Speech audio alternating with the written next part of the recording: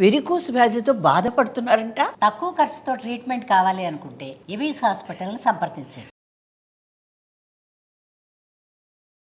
నమస్తే రమ్మగారు. నమస్తే జయ. రమ్మగారు, మే 11వ తారీఖున మదర్స్ డే. అమ్మలకు ఒక రోజు ఏంటి అని అనొద్దు, నలుగురితో మనం కూడాను. నేను అలాగే అంటాను అనుకుంటాను కానీ మరి తప్పట్లేదు కదా. తప్పట్లేదు. అది ఏం అడగాలో కూడా నాకు తెలియట్లేదు. మదర్స్ డే అంతవరకే చెప్పగలుగుతున్నాను. ఆ రోజుని అంటే ఒక్కొక్కరు ఒక్కొక్కలాగా సెలబ్రేట్ చేస్తున్నారు రమ్మగారు. చిన్నపిల్లలు అనుకోండి, ఎంచక్క ఏం చేస్తారు చెప్పిన మా బుడ్డ చిన్నప్పుడు చిన్న కాగితం మీద హ్యాపీ మదర్స్ డే ఏదో వాళ్ళకి తెలిసిన ఒక డ్రాయింగ్ వేసేసి హ్యాపీ మదర్స్ డే ఓ బొమ్మ వేయటం, అంతే. ఓ బొమ్మ వేయటం చేయటం అంతవరకే తెలుసు. పిల్లలకి అంతవరకే తెలుసు. కానీ ఏం చేయాలి? పెద్దవాళ్ళు కూడా అంతే చేయ. అమ్మకి ఏదైనా ఒకటి కొనిపెట్టడం, అమ్మకి ఏదైనా గిఫ్ట్ ఇవ్వటము, అక్కడికి వెళ్ళి సర్ప్రైజ్గా ఏమైనా పంపించడము, అమ్మకి నచ్చిన ఫుడ్. కాకపోతే ఎవరికి ప్రశ్న రాదు, మా అమ్మకి ఇదే చాలా, అసలు అమ్మకి ఏం కావాలి, అమ్మకి ఏమి ఇవ్వాలి మనం అనే ఆలోచన రావట్లేదు. అది రాదు కదా రమ్మగారు. ఒక మదర్ ఏం కోరుకుంటుంది జయ జనరల్గా? ఎవరైనా ఇప్పుడు నువ్వు తల్లివి, నేను తల్లిని, నాకు 2 కొడుకులు ఉన్నాయి, నీకు ఒక కూతురుంది, అంతే కదా. ఎవరు ప్రతి తల్లికి ఏం కావాలని ఉంటుంది? అసలు పిల్లలు మంచిగా ప్రయోజకులై మంచి పేరు తెచ్చుకోవాలని ఒకటి ఉంటుంది. ఇంకాస్త పెద్ద తల్లులు అయితే, ఇప్పుడు మా అమ్మగారు ఉన్నారనుకోండి, కాసేపు ఆమె పక్కన కూర్చొని నేను మాట్లాడాలి. అదొక్కటే వాళ్ళు కోరుకునేది. అదే సంతోషంగా ఉండాలి పిల్లగా, మేము సంతోషంగా, పిల్లలుగా మేము సంతోషంగా ఉండాలి, కాసేపు ఆవిడతో మాట్లాడాలి. అంతవరకు ఎక్స్పెక్ట్ చేస్తారని నేను అనుకుంటాను రమ్మగారు. అంతే అంతే. తల్లులకి ఏం కోరుకోరేమో పిల్లల దగ్గర నుంచి. 100% తల్లులకి ఏమని ఉంటుందంటే, తమ పిల్లలు ముందు చిన్నప్పుడు ఆరోగ్యంగా ఉండాలి, లడ్డుగా బొద్దుగా నున్నగా చబ్బీగా ఉండాలి, శుభ్రంగా తినేయాలి, బాగా చదివేసుకోవాలి. మనం ఏ చదువు చెప్పిస్తే ఆ చదువు వాళ్ళు చదివేసుకుని ఏమిటో ప్రయోజకులు అయిపోయి ఏదో అయిపోవాలి. అన్నీ అయిపోయినా వాడు నా మాటే వినాలి, నన్ను వదిలిపెట్టి వెళ్ళకూడదు. నా పిల్లాడు ఎప్పుడు నా కంటి ముందు, పిల్ల మన కంటి ముందే ఉండాలి, మనం చెప్పిన మాట వినాలి, మనం అడిగింది చెయ్యాలి, ప్రతిదానికి అమ్మ అని నా వైపుకే తిరిగి చూడాలి. అమ్మ నువ్వేమంటావు, అమ్మ నువ్వు చెప్పు, అమ్మ నువ్వు ఎలా చెప్తే అలా, నీకేది ఇష్టం నాకు కూడా అదే ఇష్టం, నీకేం కావాలో చెప్పదు చేస్తా. ఈ సెంటెన్స్లు అన్నీ ప్రతి తల్లికి కావాలి. వద్దా? మన ఇద్దరం కూడా ఉంటాం అందులో. అన్నిటికీ వాడు ఇండిపెండెంట్గా చేసేస్తే మావాడు చాలా ఇండిపెండెంట్ అని చెప్తూనే లోపల ఆ లోపల వాడు నా వైపు చూసి నాతో అవుననిపించుకోవాలని నాకు ఉంటుంది సహజంగా. అది బై డిఫాల్ట్ కదా రమ్మగారు. బై డిఫాల్టే ఆటోమేటిక్గా అలా జరిగిపోతుంది అంతే. తల్లులకి సహజమైనది. ఇప్పుడు మావాడు ఏ టైంలో ఫోన్ చేసినా 1 గంటకి 2ంటికి వచ్చినావా, తలుపు తీస్తాను నేను, తిన్నావా అని అడుగుతుంది ఒక ప్రశ్న. నేను నిద్రలో ఉన్నానుకో, తినానమ్మా అని వాడే చెప్పేస్తాడు. అదమ్మా నా ప్రశ్న అదేనని వాడికి తెలుసు గ్యారంటీగా. అలాగే ప్రతి తల్లి ప్రశ్న, ప్రతి తల్లి కోరిక పిల్లలకి ఆటోమేటిక్గా బై డిఫాల్ట్ తెలిసిపోతుంది. కొంతవరకు జయ, కొన్నేళ్ల వరకు వాళ్ళ అమ్మకి ఏం కావాలో వాడికి తెలుసు. నేను అనుకుంటాను మనం జడ్జిమెంటల్గా ప్రవర్తిస్తాం ప్రతి విషయంలో. నేను కూడా ఇప్పుడు నేనైనా నువ్వైనా, నీకు ఒకతే పిల్ల కాబట్టి ఒకటి, మాకు 2 ఉన్నాయి కాబట్టి నేను ఒక రకం, వాడంతే, వాడు అలాగా వీడిలాగా, లేదా అది అలాగా ఇది ఇలాగా, పెద్ద అబ్బాయి అట్లా, చిన్న అబ్బాయి ఇట్లా, 3వ అబ్బాయి ఇట్లా, 4వ అబ్బాయి ఇట్లా, 16 మంది పిల్లలున్నా 16 మంది సంగతులు తల్లులకు తెలుస్తాయి. వీడింతేనమ్మా, ఇలాగే చేస్తాడు, మా పెద్దవాడు ఇలా కాదు, చిన్నపిల్లాడు ఇంతే వీడు అనగానే చిన్నవాడికి వాడు అంతే, కానీ వాడికి కష్టంగా ఉంటుంది. మా అమ్మ నన్ను ఇలా అనేస్తుంది, వాడు అంతేగా ఉంటాడు, కానీ అమ్మ తను అనకూడదు అనుకుంటాడు. వాడు అంతే, వాడు సెల్ఫిషే, వాడు సరిగ్గా బిహేవ్ చేయడు, వాడు అల్లరి చేస్తాడు, వాడు కోతి వేషాలు వేస్తాడు, వాడు సరిగ్గా ఉండడు, బ్యాడ్ బిహేవియర్. పెద్దవాడు బాధ్యతగా ఉంటాడు. వాడు అమ్మ మీద కోపం పెంచుకుంటాడు, పెద్దవాడి మీద కష్టం తోస్తుంది వాడికి. ఆ పెద్దన్నయ్య మొహం కూడా గిట్టదు. ఇది వరకు ఆ కాలం. ఇప్పుడు ఏముంది, 1, 2. ఈ 1, 2 కూడా అమ్మవాడిని బాగా చూసేస్తోందేమో, దీన్ని బాగా చూసేస్తోందేమో, దానికి ఎక్కువ పెట్టేస్తుందేమో, మా అమ్మకి చెల్లే ఇంపార్టెంట్, నేను కాదు, అవి తెలుస్తూ ఉంటాయి. అమ్మల మదర్స్ డేకి ఇచ్చే గిఫ్ట్ ఏంటంటే, అమ్మ పట్ల జడ్జిమెంటల్గా ఉండద్దు. అమ్మకు కావాల్సింది అదే, అంతేనా? అంతే. ఆమెకి ఇప్పుడు మన అన్నిటికీ కారణాలు ఉన్నట్టే, ఒక పిల్లాన్ని ఎక్కువ లాలించడానికి, ఒక పిల్లాన్ని ఎక్కువ కేకలేయడానికి తల్లికి తగిన కారణాలు ఉంటాయి. అకారణంగా అద్భుతమైన బిడ్డని తల్లి కేకలేదు. కేకలు వేయించుకునే గుణం ఉన్నవాడికి కేకలు పడతాయి, తిట్టించుకునే పరిస్థితులు ఉన్నప్పుడే వాడికి తిట్లు పడతాయి. నన్ను తిట్టింది వాడిని తిట్టలేదు అనిపిస్తుంది. వాడిని తిట్టకపోవడానికి అమ్మ జడ్జిమెంట్ ఏదో ఉంటుంది ఆవిడకి కారణం. ఓ పిల్లని బాగా చూడడానికి, ఓ పిల్లని సరిగా అంతంత మాత్రంగా ఎక్కువ పట్టించుకోపోవడానికి వీడు ఇండిపెండెంట్, అందుకని వీడు పట్టించుకోకర్లా, వాడు డిపెండెంట్ పిల్లవాడు, వాడు వేల్పించుకున్నాడు వాళ్ళు. ఓకే, వాడిని ఎక్కువ చూడాల్సి వస్తుంది అంతే కదా. బలహీనమైన బిడ్డని భగవంతుడు కూడా వదిలిపెట్టాడు, తల్లి ఎట్లా వదులుతుంది? అవును. మీరు అమ్మలకి ఇచ్చే పెద్ద గిఫ్ట్ ఏంటంటే ఆమె ప్రవర్తనని జడ్జి చేయొద్దు మీ విషయంలో. ఓకే, ఇది ఒక పాయింట్. ఇది ఒక ఏజ్ వరకు, ఒక ఏజ్ వరకు. కాస్త పెళ్ళై పెద్దవారు అయిపోయారు, అమ్మాయి అయినా అబ్బాయి అయినా, వాళ్ళకి కూడా పిల్లలు వచ్చేసారు. ఇలాగే ఉంటారు అయినా కూడా. మా చిన్నప్పుడు మా అమ్మకి మా అక్క అంటే చాలా ఇష్టం అండి, మా చెల్లి అంటే చాలా ఇష్టం మా అమ్మకి. ఇలా చెప్పేవాళ్ళు, నువ్వు వినలేదా జయ? విన్నాను రమ్మగారు. మా అమ్మకి మా చెల్లి అంటే బాగా ఇష్టం, విన్నాను. చెల్లి దగ్గరే ఉంటుంది, ఆమెకు అక్కడ ఏదో కంఫర్ట్ ఉంది. నువ్వు అన్నిటికీ రుసరుసలాడతావు, తుమ్మతుమ్మలాడతావు, మీ చెల్లెలు మెమ్మని సహిస్తుంది, ఆమె కథ అక్కడ నడుస్తుంది, అందుకని ఆవిడ అక్కడ ఉంటుంది. నేను మాత్రం పిల్లని కదంటే పిల్లవే, నేను దగ్గర నీ గోల పడద్దు, ఆ తేడా ఉంటుంది కదా. ఖచ్చితంగా కదా. పెద్దయ్యాక కూడా ఇవే ఉంటాయి జయ.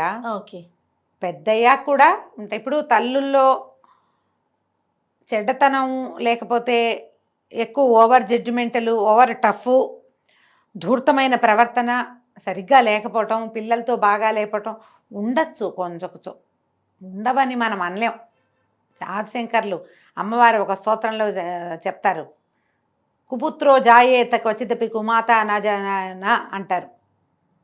కుపుత్రో జాయేత క్వచిదపి కుమాత నభవతి అని.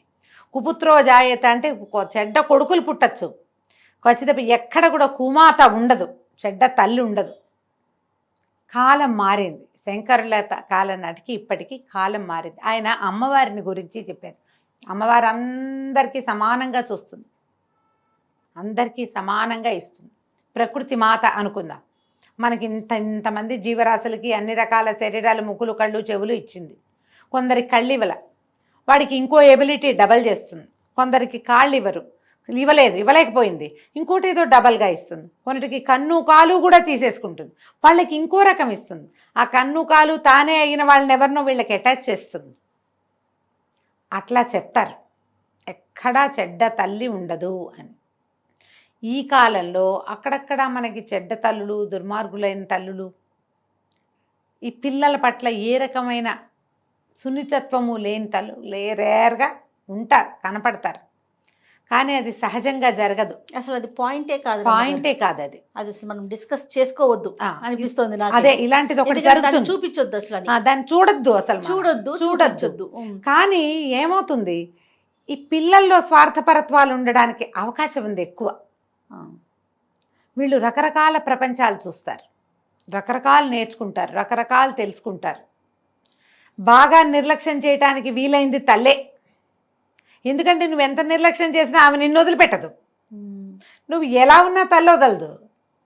దుర్మార్గుడైన వాడికి కూడా తల్లి వదిలిపెట్టదు. అంతే, ఎంతంతో చెడ్డ పనులు చేసిన వాళ్ళు, ఎన్నో రకాల రాక్షస కృత్యాలు చేసిన వాళ్ళని కూడా తల్లులు క్షమాభిక్షని అర్థిస్తున్నది కనపడుతుంది. వాళ్ళు ఎక్కువ లేరు. అదే రైట్, మీరు చెప్పింది 100% కరెక్ట్ అమ్మ. నాది ఇంకొక ప్రశ్న ఏంటంటే, ఉద్యోగాలు చేసుకుంటున్నాం, పెద్దవాళ్ళం అయిపోతున్నాం, మాకు పిల్లలు వచ్చేస్తున్నారు. అమ్మని ఈ వయసులో, అంటే ఆ వయసుకు వచ్చేసినాక అప్పుడు కూడా అమ్మకి పిల్లల మీద అంతే ఉంటుంది కదా. పిల్లలు ఏం చేయాలి అంటే, ఏ విధంగా ఆవిడతో ఉండాలి, గడపాలి అనేది నా ప్రశ్న. ఆవిడ ఎలా తీసుకోవాలి, ఎలా చూసుకోవాలి? పోనీ మగ పిల్లలైనా ఆడపిల్లలైనా తల్లిగానే తీసుకోవాలి. తల్లిగానే ఖచ్చితంగా. ఇప్పుడు ఏంటంటే ఇదివరకు ఇచ్చినంత సమయం ఇవ్వలేం, కాస్త అంటే అదే నేను ఆ అట్మోస్ట్ కేర్ ఇవ్వలేకపోవచ్చు.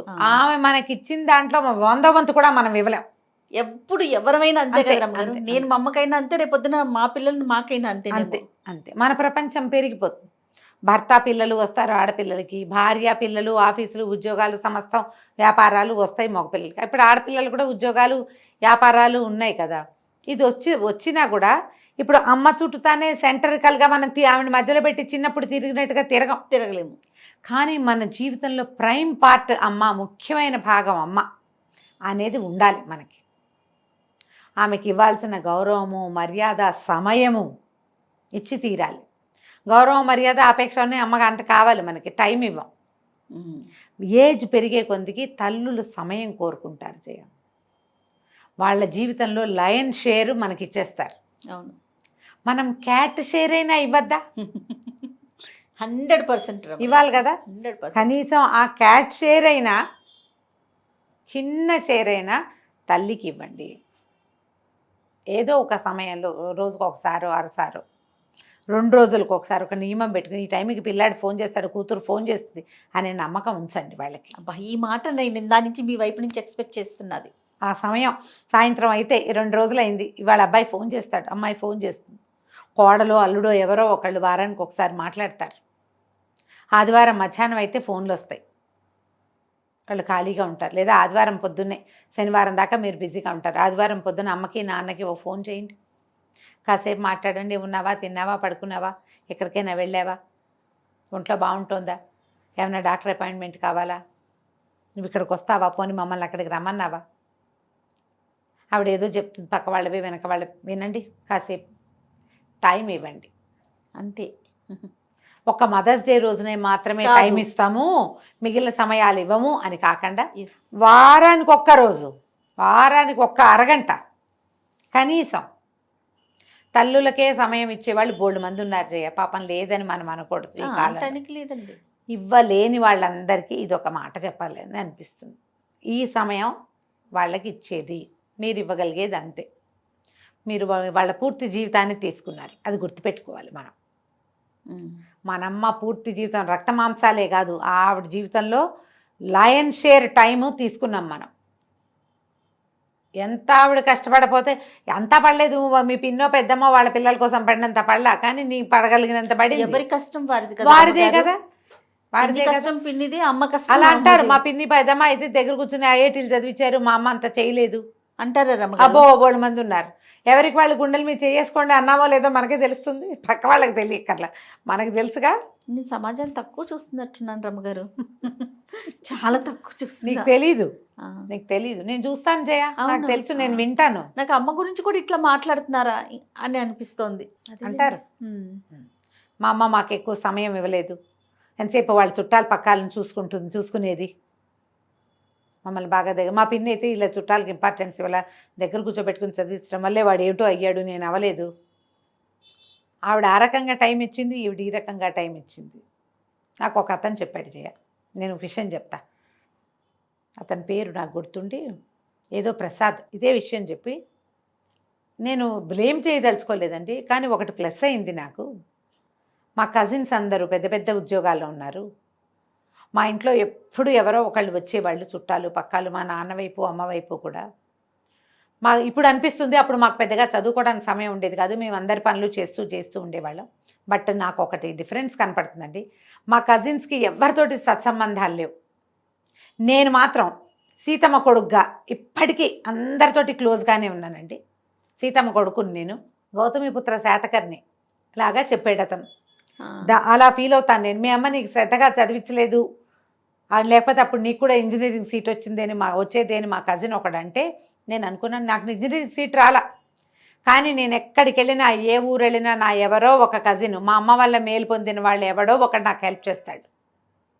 ఇప్పుడు మా పిల్లలు పైకి వెళ్ళే పరిస్థితిలో మా కజిన్స్, మా అమ్మ ఎవరెవరిని ఎలా ఏ సమయాల్లో ఆదుకుందో వాళ్ళందరూ అన్ని చోట్ల ఉన్నారు, ప్రపంచంలో అన్ని దేశాల్లోనూ ఉన్నారు. మేము ఎక్కడెక్కడికి వెళ్ళినా సరే మా గ్యారంటీగా ఒకడు, మా అమ్మ కజిన్ ఒకడు దొరుకుతాడు అక్కడ. సీతమ్మ కొడుకు అంటారు నన్ను. 50 ఏళ్ళు వచ్చినా నేను ఇంకా సీతమ్మ కొడుకుగానే ఉన్నానండి. మా అమ్మ అంత గొప్పది. ఆయన నాకు తన గురించి చెప్తూ నన్ను అప్రిషియేట్ చేయడానికి ఫోన్ చేసి అతను చెప్పారు ఈ సంగతి. అంత పెద్ద ఉద్యోగం రాలేదు నాకు, కానీ పర్వాలేదు. మా కజిన్స్ మాకంటే పై స్థాయిలో ఉన్నారు. వాళ్ళలో కొంతమందికి మా అమ్మ కూడా హెల్ప్ చేసింది.